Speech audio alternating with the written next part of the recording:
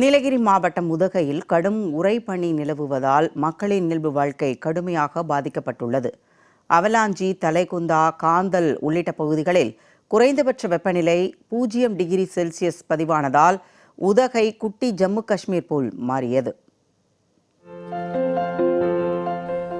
உதகையில் வெள்ளை கம்பளம் விரித்தது போல் படர்ந்து இருக்கும் உறைபனியின் காட்சிகள்தான் இவை.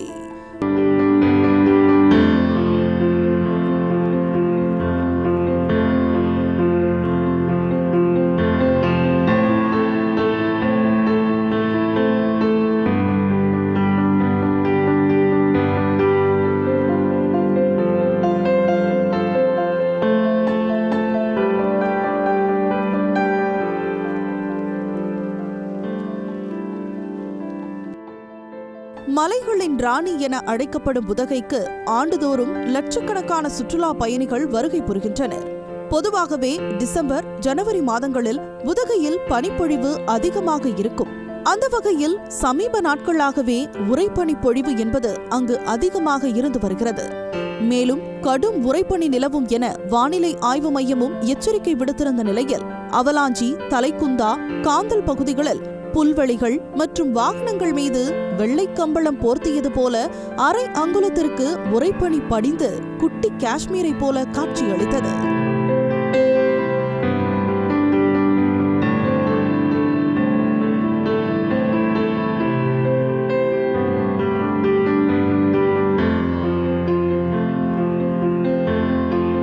இதனால் புல்வெளிகளில் காணப்படும் உறைபனி துகள்களை கைகளில் எடுத்து சுற்றுலா பயணிகள் விளையாடி மகிழ்ந்தனர்.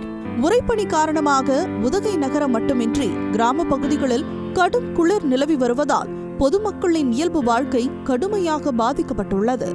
இந்த இடத்துலலாம் பார்த்தீங்கன்னா பனி கொஞ்சம் ஜாஸ்தியாக இருக்குது. என்றைக்குமே நேற்று நைட்டு கூட வானிலை சொல்லியிருந்தாங்க, வீட்டில் ஒரே பனி ஜாஸ்தியாக இருக்கும். சேம் அதே இதுதான்.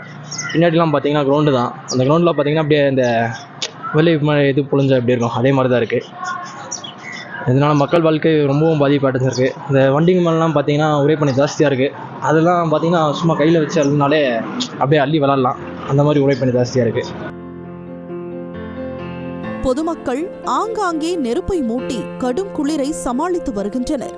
குறைந்தபட்சமாக உதகை, காந்தல், தலைக்குந்தா, அவலாஞ்சி பகுதிகளில் 0 டிகிரி செல்சியஸ் வெப்பநிலை பதிவானது. இதன் காரணமாக வெயில் வந்த பிறகே மக்கள் வீடுகளை விட்டு வெளியே வரக்கூடிய சூழல் நிலவுகிறது. போன வாரமே பனி இருந்தது. ஆனால் இன்னைக்கு இப்போ காலையில் எழுந்திரிச்சு வந்து பார்த்தீங்கன்னா இது எங்கள் ஊட்டியில் காஷ்மீரான்னு எங்களுக்கு டவுட்டாக இருக்குது. அந்தளவுக்கு ஒரு ஒயிட் ஃபால்ஸு, ஸ்னோ ஃபால்ஸு விழுந்து பயங்கர ஒரு சில் நிலவுது. காலை போய் கார் ஸ்டார்ட் பண்ணால் கார் கூட ஸ்டார்ட் ஆகலை. இது இன்னும் இதோட தாக்கம் வந்து இன்னும் அதிகமாக இருக்கும்னு நினைக்கிறேங்க. அன்றாட வாழ்க்கை எப்படி இருக்குது? அன்றாட வாழ்க்கை வந்து ரொம்ப பாதிப்பு இருந்துச்சு. காலையில் வேலைக்கு போகிறதுக்கு 10 மணிக்கு மேலே தான் போகுது. காலையில் இப்போ ஸ்கூல் வேறு ஸ்டார்ட் ஆனால காலைல 7 மணிக்கெல்லாம் இப்போ குழந்தைங்க இருந்துச்சு ரெடி பண்ணி அனுப்புறதே ஒரு மிகப்பெரிய டஃப்பாக இருக்குது. அன்றாட பாதிப்பில் இயல்பு வாழ்க்கைக்கு வர முடியல எங்களால்.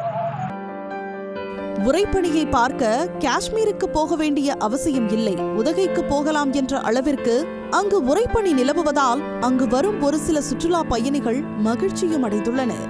ஜெயா பிளஸ் செய்திகளுக்காக உதகை செய்தியாளர் சிவகுமார்.